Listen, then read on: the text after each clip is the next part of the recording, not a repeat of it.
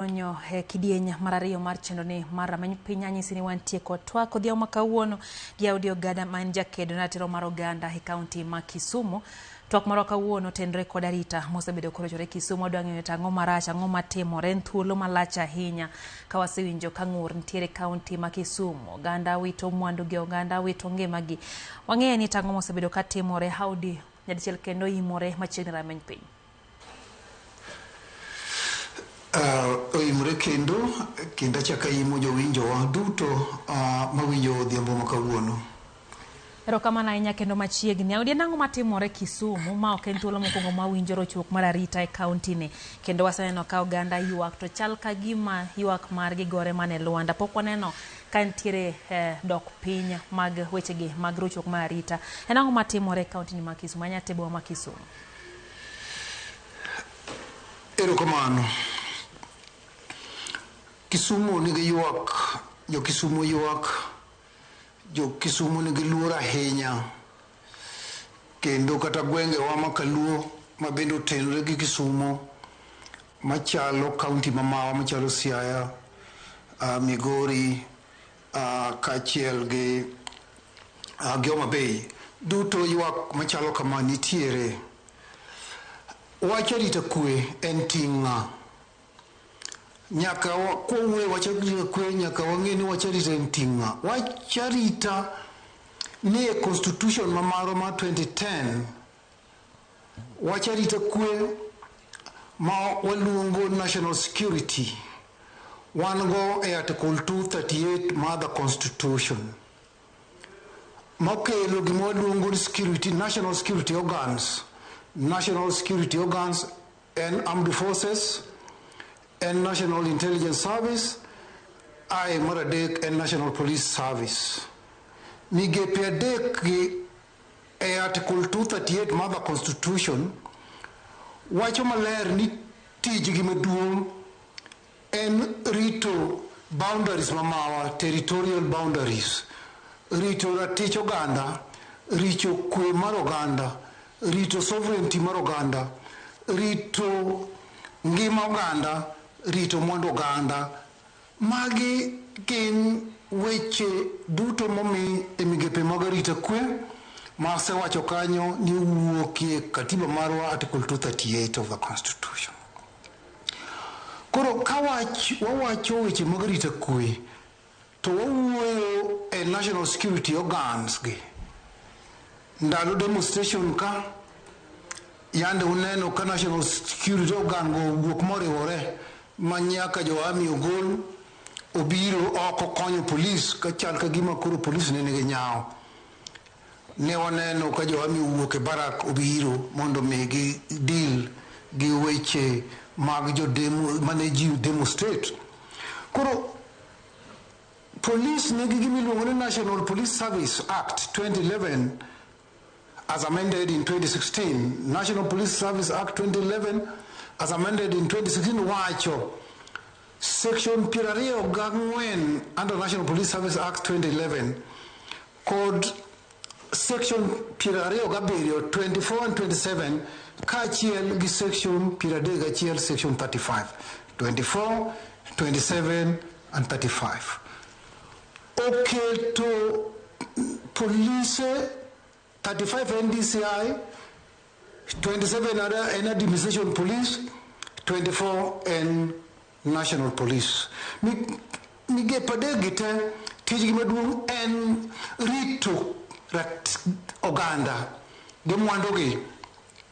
Omiyo ka wan e situation ma wantie, ka wan kama wantie ni, to nyaka yuagnegi to bende gitiyo. To government be no kelo gimoro ni Public Order Act.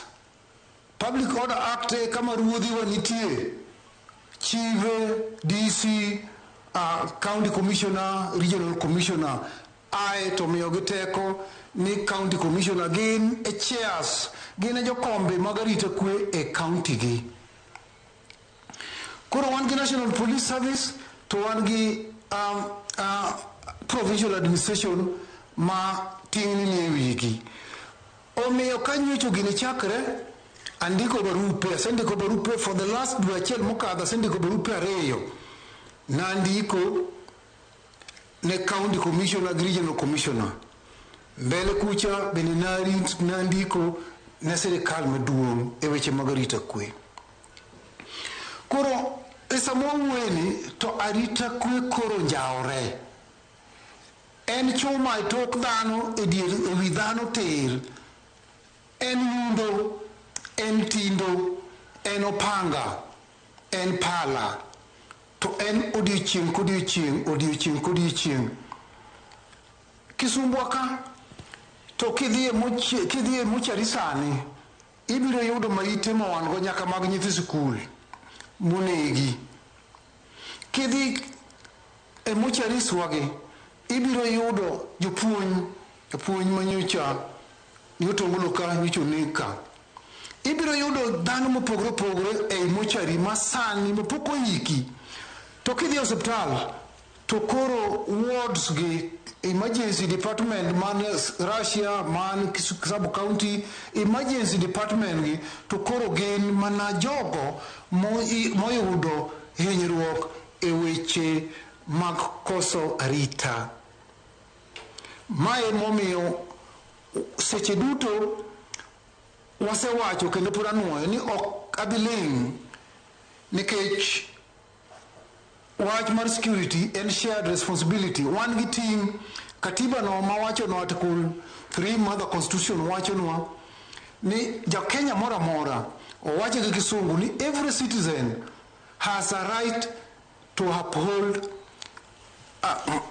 respect and defend the constitution. Omiyo ka gik moko timore kama to teko no wan go.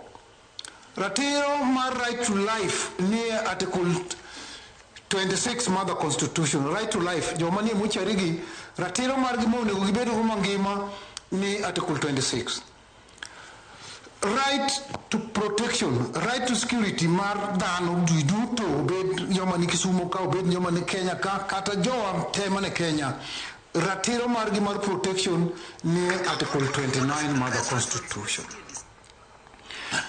Away National Police Service Act Kenya watch section 24, 27 to 31, 35. But a same National Police Service Kenya Schedule 6 and Schedule 5 watch maler tekoma police nigo.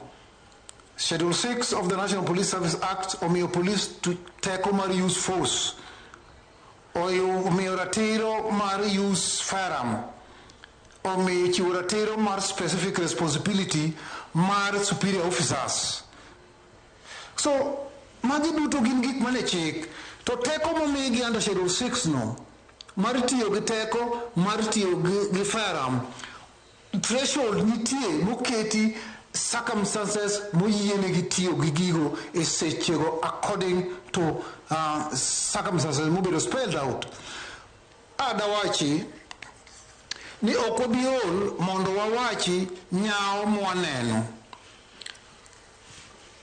Moko kuom nyao mwaneno en ni nitie seche moko and jopiny winjo maler to nyaka wawache gi chir.